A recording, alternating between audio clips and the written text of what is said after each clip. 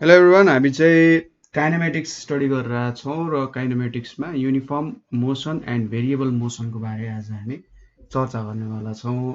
योसँग related कुराहरू जस्तै graphical मेथडहरूद्वारा कसरी चाहिँ भेलोसिटी डिस्प्लेसमेन्टहरूको क्यालकुलेसन गर्न सकिन्छ, त्यसै गरी विभिन्न इक्वेसन्स अफ मोसन्सहरूको बारे पनि स्टडी गर्छौँ। यहाँ थोरै डेरिभेसनको पोर्सन पनि आउँछ, त्यति गाह्रो अप्ठ्यारो त पर्दैन, त्यही पनि सजिलै कुरा हो। जस मजाले बिस्तारै हेर्दै जाउँ है त यो कुराहरू। सुरुमा आउँछ युनिफर्म मोसनको कुराहरू। के हो त युनिफर्म मोसन? कुनै बडीमा युनिफर्म मोसन हुनु भनेको के हो भन्दाखेरि if it covers equal displacement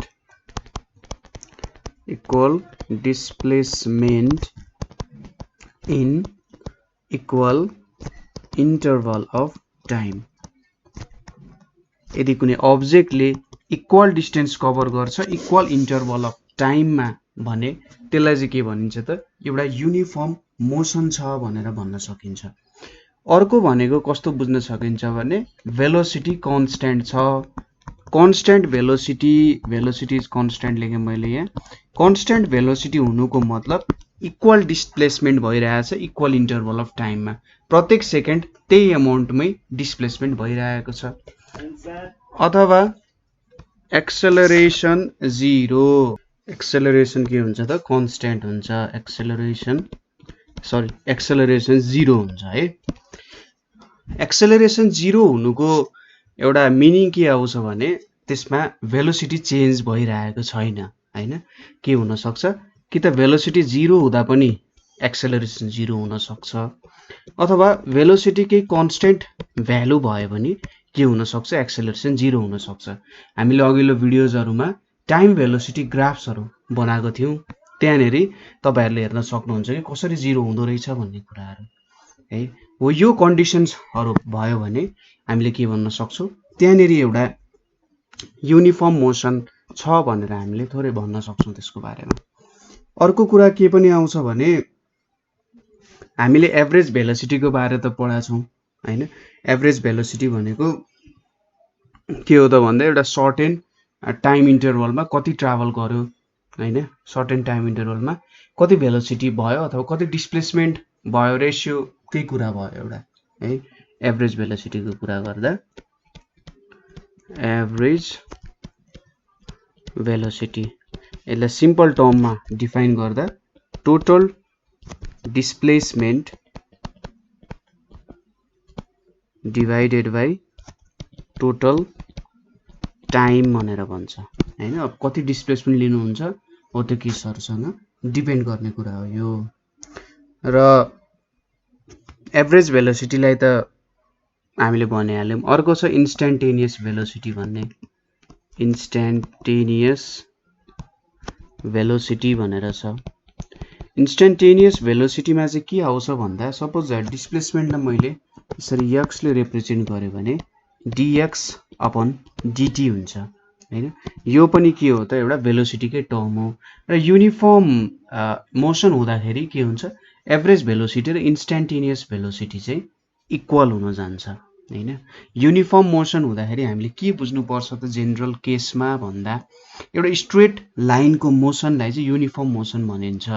र त्यसरी एउटा स्ट्रेट लाइनमा हिँड्दाखेरि एभरेज भेलोसिटी र इन्स्ट्यान्टेनियस भेलोसिटी चाहिँ के हुन जान्छ? सेम हुन जान्छ अथवा इक्वल हुन्छ नै भनेर पनि भन्न सकिन्छ। अब यसको ग्राफिकल रिप्रेजेन्टेसन कस्तो होला त भन्दा सपोज मैले यहाँनेर एउटा टाइम भेलोसिटी, टाइम र डिस्प्लेसमेन्टको ग्राफ है, यतापटि डिस्प्लेसमेन्ट यतापटि टाइम छ भने यसको ग्राफ भनेको यसरी जान पनि सक्यो हैन। यसले चाहिँ के दियो त?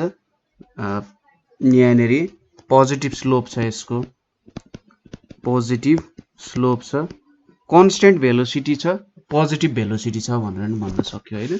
एउटा कन्स्ट्यान्टली हिँडिरहेको छ, कन्स्ट्यान्टली हिँडिरहेछ, डिस्प्लेसमेन्ट इन्क्रिज भइरहेछ हैन। कन्स्ट्यान्ट भेलोसिटी छ तर के भइरहेछ? डिस्प्लेसमेन्ट इन्क्रिजिङमा छ हैन। डिस्प्लेसमेन्ट हेर्नु त माथि माथि गइरहेको छ, यसरी माथि गइरहेछ भने चाहिँ डिस्प्लेसमेन्ट इन्क्रिज भइरहेछ। डिस्प्लेसमेन्ट इज इन्क्रिजिङ भन्न सकिन्छ।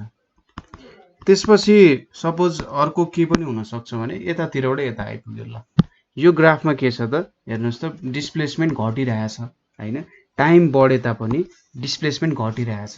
यहाँ हुन त यहाँ पनि भेलोसिटी त कन्स्ट्यान्टै छ हैन, किनभने एउटा स्ट्रेट लाइनको स्लोप त जहाँ पनि के हुन्छ सेमै हुन्छ। तर यसको के भइरहेछ त यहाँ भन्दा डिस्प्लेसमेन्ट डिक्रिज भइरहेछ। त्यसैले यो लाइनको पनि एउटा कन्स्ट्यान्ट भेलोसिटी छ तर डिस्प्लेसमेन्ट चाहिँ एउटा डिक्रिजिङ तिर छ भन्ने कुरा हो हैन, डिस्प्लेसमेन्ट डिक्रिज भइरहेछ भन्ने कुरा हो।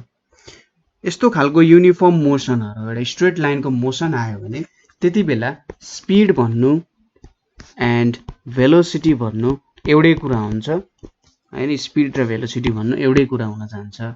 यदि तपाईं अगाडि हिँडेको हिँडै गर्नुहुन्छ भने, तर तपाईं पछाडितिर फर्केर फेरि हिँड्नुहुन्छ भने त्यसले डिफ्रेन्ट कुराहरू हुन्छन्। सिनोनिमसै ठ्याक्कै भन्न त मिल्दैन, किनभने डिरेक्सन मात्रै चेन्ज भयो भने पनि अप्ठ्यारो परिहाल्छ हैन। अब यतापट्टिको डिरेक्सन छ, यतापट्टिको डिरेक्सन भयो भने त नन युनिफर्म भयो एक तरिकाले, भेलोसिटी चेन्ज भइरहेछ। त्यसैले एउटै डिरेक्सनमा मात्रै हिँडिराख्दाखेरि स्पिड र भेलोसिटीले एउटै खालको मिनिङ दिन्छ। अथवा के पनि भन्न सकिन्छ, डिस्टेन्स एन्ड डिस्प्लेसमेन्टले एउटै प्रकारको मिनिङ दिने काम गर्छ। ठीक छ, डिस्टेन्स र डिस्प्लेसमेन्टले एकै प्रकारको काम दिने गर्छ।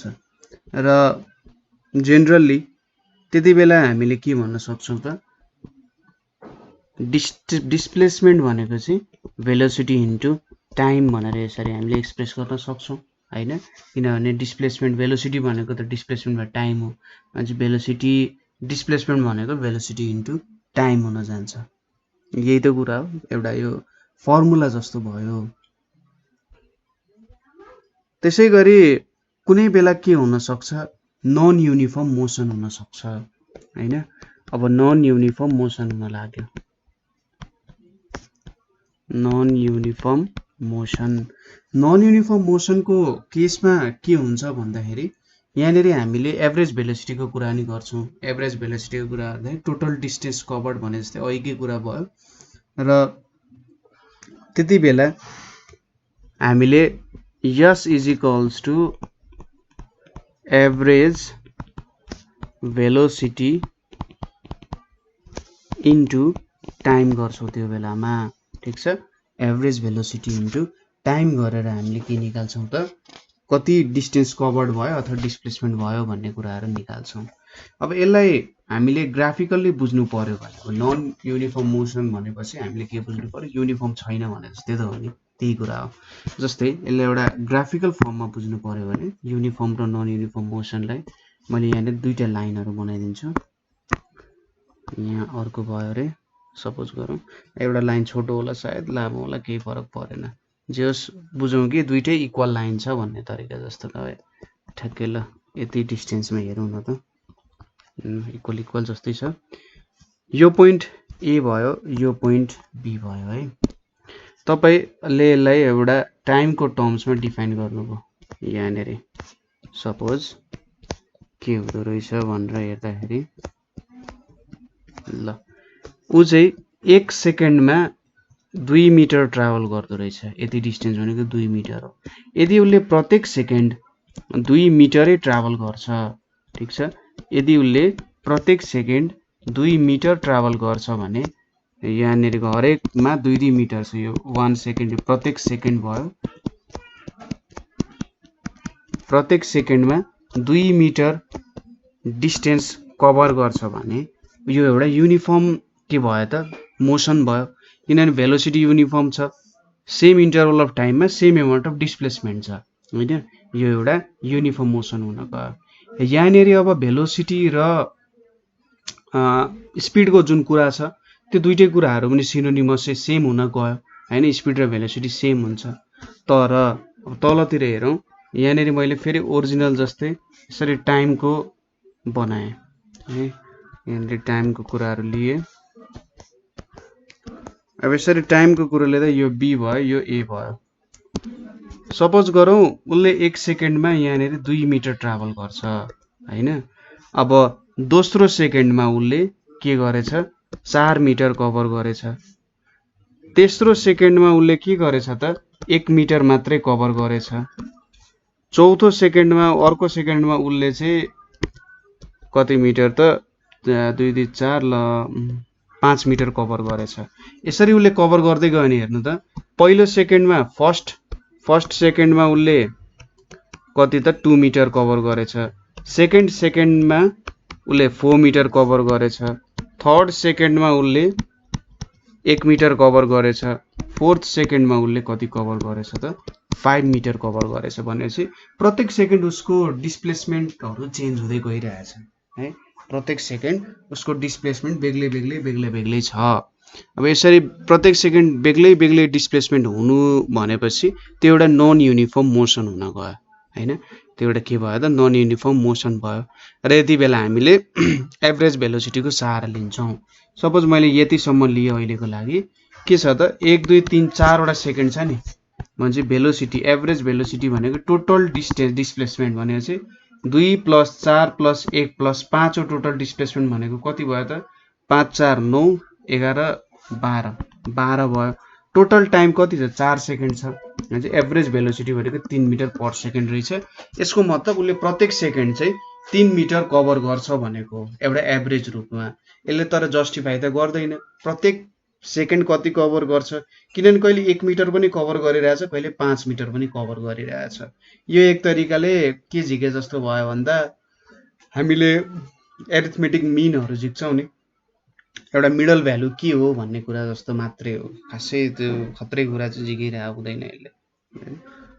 टोटल डिस्प्लेसमेन्ट त यहाँबाट भेटिहालिन्छ, केही फरक परेन। भेलोसिटी एभरेज भेलोसिटी थाहा भइसकेपछि टाइम थाहा भइसकेपछि एउटा एभरेज अथवा टोटल डिस्प्लेसमेन्ट कति भयो भन्ने कुरा चाहिँ हामीले मजाले थाहा पाउन सकिन्छ। अब यसलाई नै हामीले ग्राफिकल मेथडमा भेट्नु पर्यो भने यसको लागि तपाईले के गर्नुपर्ने हुन्छ, एउटा भेलोसिटी टाइम ग्राफ डेभलप गर्नुपर्ने हुन्छ। यहाँनेर यो टाइम छ, यतापट्टि भेलोसिटी छ अरे। यहाँनेर अब के गर्यो सपोज यसरी A to B पोजिसनमा मुभ गरेको छ अरे हैन। A to B पोजिसनमा मुभ गरेको छ भने अब यो पोजिसन A भयो, यो पोजिसन B भयो। यति बेला हामीले डिस्प्लेसमेन्ट कसरी भेट्न सक्छौं त भन्दा डिस्प्लेसमेन्ट भनेको के हो भेलोसिटी इन्टु टाइम हो। भनेपछि यति भनेको हाम्रो भेलोसिटीको भ्यालु भयो। सरी यो चाहिँ होइन, यो चाहिँ हाम्रो एकैछिन है त, यति चाहिँ हाम्रो भेलोसिटीको भ्यालु भयो हैन। यहाँदेखि यहाँसम्म भेलोसिटीको भ्यालु भयो र यतापट्टि मैले ताने यो पनि भेलोसिटी नै भयो।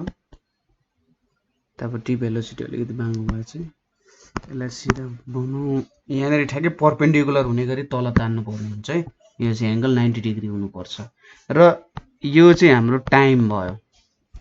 अब डिस्प्लेसमेन्ट भेट्न त मैले के गर्नुपर्ने रहेछ, भेलोसिटी इन्टु टाइम गर्नुपर्ने रहेछ हैन। भेलोसिटी र टाइम मल्टिप्लाई गरिसकेपछि डिस्प्लेसमेन्ट आउँछ।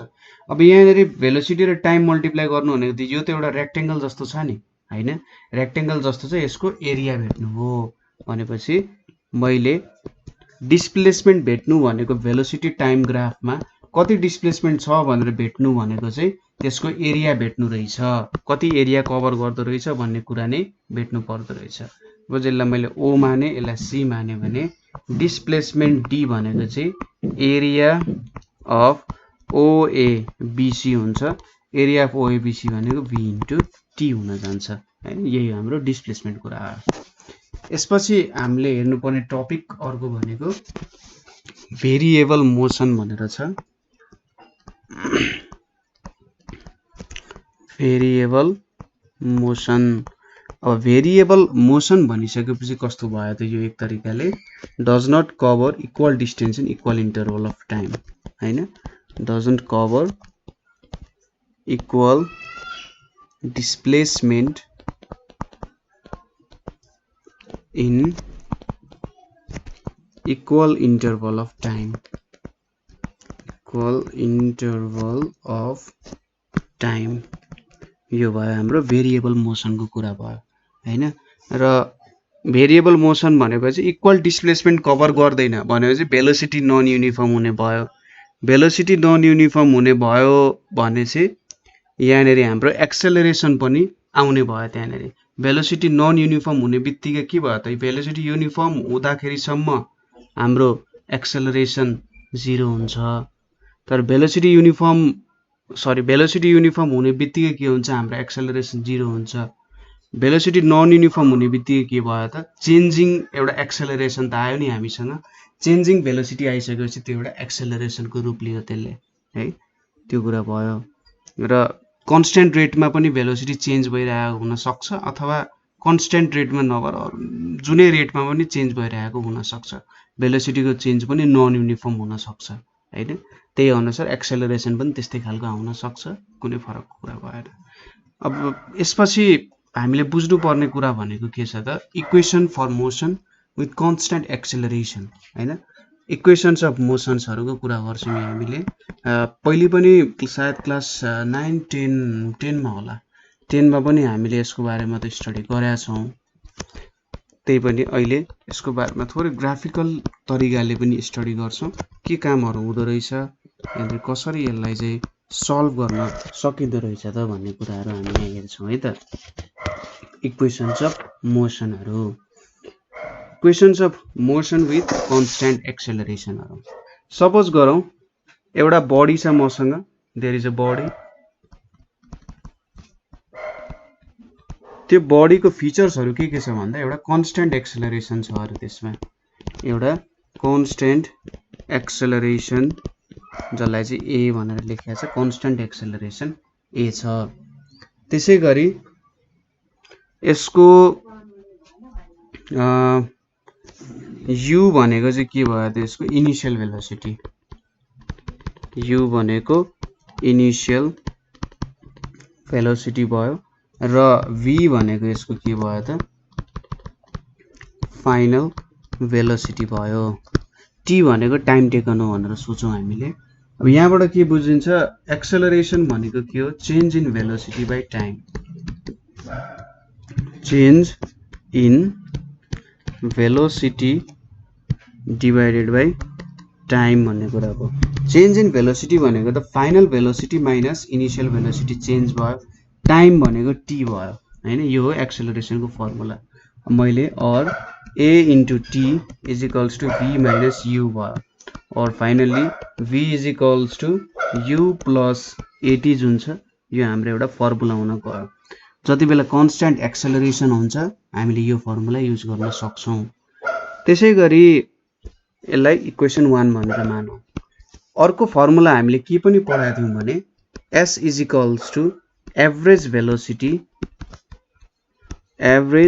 velocity into time भनेर पनि भनेका थियौं अब एभरेज भेलोसिटी इन्टु टाइम भनिसकेपछि हामीले जस प्रत्येक सेकेन्ड कति चेन्ज भइरहेछ जस्तो लिन्थ्यौं अब यहाँनेरि एभरेज भेलोसिटी भनेको के हुन्छ त एभरेज भेलोसिटी भनेको चाहिँ initial velocity plus final velocity by 2 भयो एभरेज भनेको त्यही त टोटल नम्बर अफ अब्जर्भेसन्स कतिवटा छन् divided by sum of observations divided by total number of observations so u plus b by 2 लेख्न सक्यो हैन त्यो भयो अब डिस्प्लेसमेन्ट भनेको के हुन्छ त एभरेज भेलोसिटी इन्टु टाइम भनेको चाहिँ u plus b by 2 into t हुन गयो यहाँनेरि ठीक छ अब v को फर्मुला हामी यहाँबाट लेख्न सक्छौं s is equals to u plus यहाँनेरि u plus at divided by 2 into t भयो हैन अब यहाँनेरि यसलाई s is equals to 2ut plus at square divided by 2 भयो यसको मतलब s is equals to ut plus half at square हुन गयो यो हाम्रो के भयो त फर्मुला हुन गयो हैन s is equals to ut plus half at square हुने भयो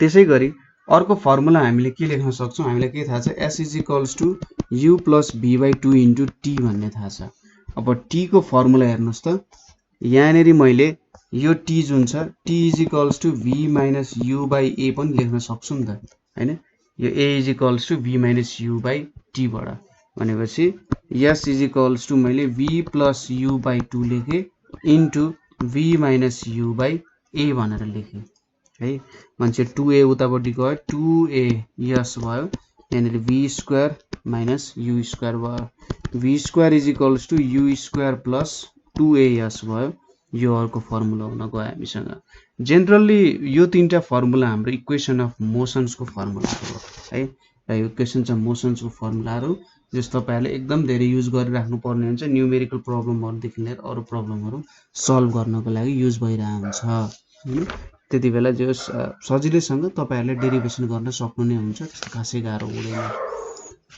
अर्को कुरा यहाँनेरि हामीले बुझ्नु पर्ने भनेको सायद यो नयाँ कुरा हुन जान्छ displacement covered in nth second displacement covered in nth second यहाँनेरि एउटा स्टुडेन्टलाई कन्फ्युजन कहिलेकाहीँ के हुन सक्छ भने nth सेकेन्ड भन्नु र nth सेकेन्ड भन्नु र n सेकेन्ड भन्नुमा के डिफरेन्स छ भन्ने कुराहरु हुन सक्छ nth सेकेन्ड भन्नु र n सेकेन्ड जस्तै n सेकेन्ड भन्दा मैले 2 सेकेन्ड भन्दा र सेकेन्ड भन्दा कस्तो डिफरेन्स हुन्छ हैन 2 सेकेन्ड भनेको 2 सेकेन्डमा तपाईले कति डिस्टेन्स ट्राभल गर्नुभयो भनेर भने हो ठीक छ 2 सेकेन्डमा पहिलो सेकेन्ड पनि जोडिन्छ सेकेन्ड पनि जोडिन्छ हैन सेकेन्ड भन्दा कन्फ्युज पनि हुन सक्छ तपाईलाई थर्ड वाला गर्छु म 3 वाला ल यहाँ थर्ड लेखे 3 सेकेन्ड र थर्ड सेकेन्ड भन्नुमा के डिफरेन्स छ 3 सेकेन्ड भनेको पहिलो सेकेन्ड दोस्रो सेकेन्ड तेस्रो सेकेन्डको टोटल भने जस्तो भयो थर्ड सेकेन्ड भनेको तेस्रो सेकेन्डमा मात्रै कति भनेको जस्तो हो त्यसैगरी n सेकेन्ड र n सेकेन्ड्समा n सेकेन्डमा पहिलो सेकेन्ड दोस्रो सेकेन्ड तेस्रो सेकेन्ड हुँदै n वटै सेकेन्ड्स जोडिन्छन् तर nth सेकेन्ड भन्दा जुन हामीले nth भन्यौं नि nth पोजिसन दियौ नि हो त्यही कुरा जोडिन्छ जसरी थर्ड सेकेन्ड भनेको तेस्रो सेकेन्डको भने जस्तो 3 सेकेन्ड भनेको पहिलो दोस्रो तेस्रो सेकेन्ड तीनवटै जोडेर आउँछ यहाँनेरि ठीक छ त्यो डिफरेन्स हुन जान्छ अब कुनै पनि अब्जेक्टले सपोज एउटा बडी युनिफर्मली एक्सेलरेट भइरहेछ भने हैन त्यतिबेला उले nth सेकेन्डमा कति डिस्प्लेसमेन्ट गर्छ भन्ने कुरा कसरी भेट्न सक्छौं हामीले भन्ने कुरा हो सपोज हामीले अगाडिकै कुरा गरौँ यो u भनेको हाम्रो इनिशियल भेलोसिटी भयो हैन u भनेको इनिशियल भेलोसिटी भयो sn भनेको के हुन्छ त distance covered in n seconds हुन्छ र sn - 1 भनेको distance covered in n - 1 seconds हुन जान्छ है distance covered in n - 1 seconds भनेपछि अब यहाँनेरि snth भनेको के हुन जान्छ त अब जब हामीले यो दुईटा कुराहरुलाई सबट्र्याक्ट गरेर राख्छौं सबट्र्याक्ट गरिसकेपछि त्यतिबेला जस हामीले nth सेकेन्डको कुरा भेट्छौं है र nth भनेको के हुन जान्छ sn - sn - 1 हुन जान्छ यो कस्तो गरेको भन्दा सपोज 3 सेकेन्ड छ 3 सेकेन्ड सपोज यसरी यसलाई बुझौं यहाँनेरि मैले 3 भाग गरे यो पहिलो सेकेन्ड भयो यो दोस्रो सेकेन्ड भयो दोस्रो सेकेन्ड भन्दा नि यो पहिलो सेकेन्ड यो पहिलो सेकेन्ड यति भनेको दोस्रो सेकेन्ड यहाँसम्म भनेको तेस्रो सेकेन्ड 3 सेकेन्ड्सको कुराहरु भयो र तपाईले चाहिँ यहाँनेरि यति 2 सेकेन्ड सम्मको काम सबै हटाइदिनु भयो भने तपाईले तेस्रो सेकेन्ड पाउनुहुन्छ नि तपाईले थर्ड 3 सेकेन्ड्स - 2 सेकेन्ड्स गर्नु भयो भने भेट्नुहुन्छ जस्तै यहाँनेरि के बुझियो सपोज तपाईले पहिलो सेकेन्ड 1 मिटर दोस्रो सेकेन्ड 1 मिटर अर्को थर्ड सेकेन्ड पनि 1 मिटर कभर गर्नुभयो भने तपाईले 2 सेकेन्डमा 2 मिटर कभर गर्नुभयो 3 सेकेन्डमा 3 मिटर कभर गर्नुभयो तपाईले यो दुईटालाई सबट्र्याक्ट गर्नु भने 1 मिटर पाउनुहुन्छ यो यतापट्टि कभर गरेको डिस्टेन्स जस्तो भयो हैन अथवा अझै राम्रो एक्जाम्पल भनेको सपोज यहाँ 1 मिटर 2 मिटर 3 मिटर छ पहिलो सेकेन्डले 1 मिटर दोस्रो सेकेन्ड 2 मिटर तेस्रो सेकेन्ड 3 मिटर कभर गरेछ भने 2 सेकेन्डमा उले कभर गरेको डिस्टेन्स भनेको 3 मिटर हो हैन यति जोड्नु पर्यो 2 सेकेन्डमा उले 3 मिटर कभर गर्छ त्यसैगरी 3 सेकेन्डमा उले कति कभर गर्छ यदि सबै भने 6 मिटर कभर गर्छ यो दुईटा सबट्र्याक्ट गरिम भने त हामीले 3 मिटर पाउँछौं नि भने चाहिँ थर्ड सेकेन्डमा उले कति 3 मिटर कभर गर्ने रहेछ भन्ने कुरा थाहा भयो नि यहाँ पनि त्यस्तै हो nth सेकेन्डमा कति डिस्टेन्स nth सेकेन्डमा कति डिस्टेन्स कभर गरो भन्दा टोटल टाइममा कति कभर गरो माइनस त्यो भन्दा ठ्याक्कै 1 सेकेन्ड अगाडिसम्म कति कभर गर्यो अब sn को फर्मुला लाउँदाखेरि n भनेको टाइम भनेर बुझ्ने हामीले ut + हाफ t² वाला फर्मुला युज गर्छौं t को साटो n राख्नु पर्यो यहाँनेरि के हुन्छ un + 1/2 a n स्क्वायर हुन्छ minus u n minus 1 plus 1/2 a n minus 1 को स्क्वायर हुन जान्छ। ठीक छ, यो कुराहरु भयो। अब यहाँबाट त तपाईले जस्ट यसलाई ठ्याक्क मिलाउने कुराहरु त हो। यहाँनेरि कति भेट्नुहुन्छ त भन्दा un plus 1/2 a n square minus un plus u minus minus नै आउनु पर्ने हो माइनस 1/2 यहाँनेरि a भयो यहाँनेरि n square minus 2n plus 1 आउँछ। un क्यान्सल भयो 1/2 a n square plus u minus 1/2 a n square plus 2 into 2 cancel हुन्छ a n आउँछ अनि माइनस 1/2 a आउँछ 1/2 a n square 1/2 a n square cancel भयो। यहाँनेरि के बाँकी रह्यो u plus a n minus 1/2 a आयो है।